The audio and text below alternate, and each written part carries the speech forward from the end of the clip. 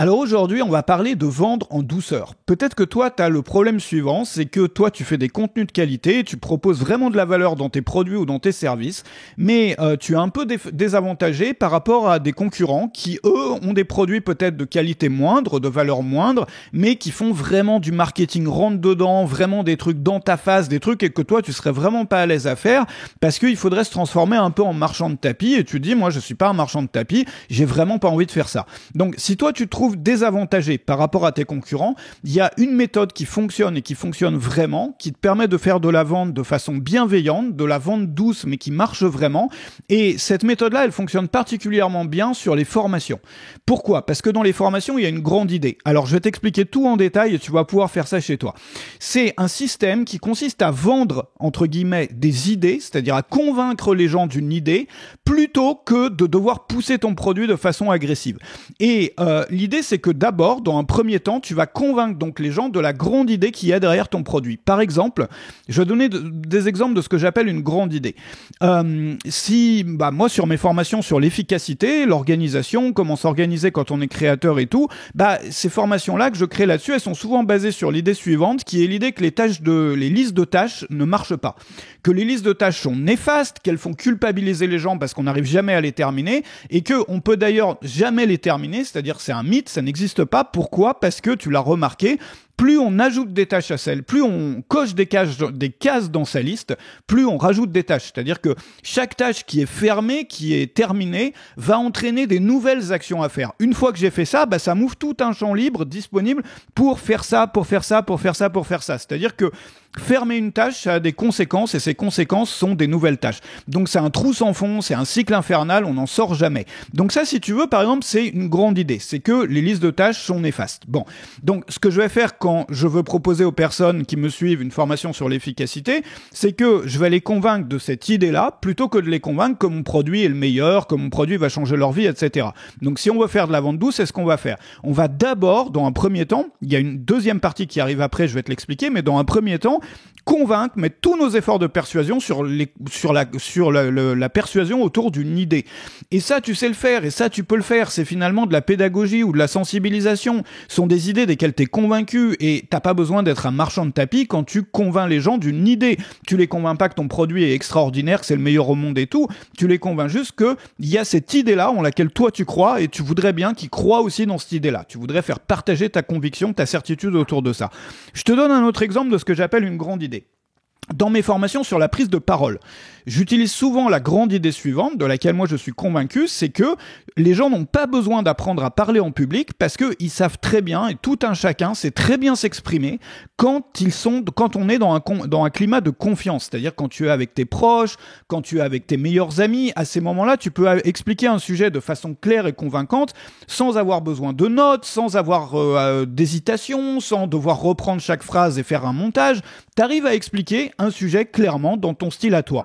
Et donc, la clé, ça veut dire quoi ? Ça veut dire que la clé, si tu veux réussir à parler en public ou à parler en vidéo, c'est pas d'apprendre des choses que tu sais pas faire, c'est simplement de trouver les moyens de recréer le même contexte, ce contexte de confiance, le contexte que tu as quand tu parles avec des personnes avec lesquelles tu n'as aucun problème pour t'exprimer, recréer le même contexte quand tu prends la parole plutôt que d'apprendre des méthodes artificielles. Donc ça, c'est un deuxième exemple de grande idée.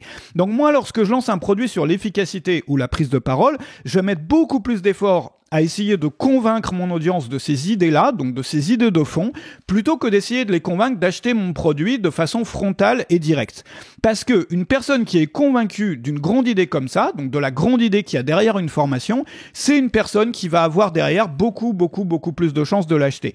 Et c'est la raison pour laquelle, une fois qu'on a fait ça, il reste plus qu'à informer les personnes que le produit existe et proposer une offre. Donc on va, dans un deuxième temps, informer, c'est-à-dire qu'on n'a pas besoin de vendre en tant que tel, on va juste les informer que le produit existe, qu'on a créé un produit et qu'il y a une offre en ce moment. Donc, une fois que les personnes sont convaincues par l'idée, forcément, elles voudront naturellement savoir comment appliquer cette idée-là dans leur vie quotidienne. Les deux idées que je te donnais là en exemple, quand j'écoute une vidéo, je suis une vidéo, je lis un texte ou un mailing ou une page ou quoi qui me dit ça, je me dis, mais ouais, ça c'est intéressant, maintenant comment on fait ? Si on n'utilise pas de liste de tâches, comment on fait ? Ou bien la méthode que tu me proposes là, elle est intéressante, mais concrètement, comment on fait ? Et donc, plus j'aurai réussi à leur transmettre ce qui me fait vibrer moi dans cette idée, plus les personnes derrière auront envie d'obtenir ma méthode pour savoir l'appliquer.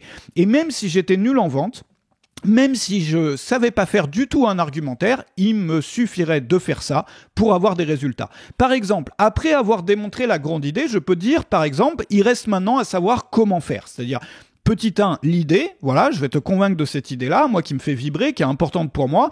Et maintenant, si tu veux appliquer cette idée-là dans ton quotidien, dans ta pratique, dans ton métier, dans ceci, dans cela, il te reste maintenant à savoir comment faire précisément. Ça peut être déroutant parce qu'il y a très très peu d'informations sur ce sujet, sur ce comment faire, et c'est la raison pour laquelle moi j'ai voulu créer un programme de formation qui va tout te montrer de A à Z, te prendre par la main, étape par étape, jusqu'au résultat. Et voici ce que tu vas apprendre. Donc là, tu peux faire la liste de tout ce qu'il y a dans ta formation ou dans ton produit, et pour te remercier de me suivre, tu as droit à, par exemple, 50 € ou 100 € offerts jusqu'à dimanche soir. Voilà, point. Donc premièrement, je convainc les gens de l'idée.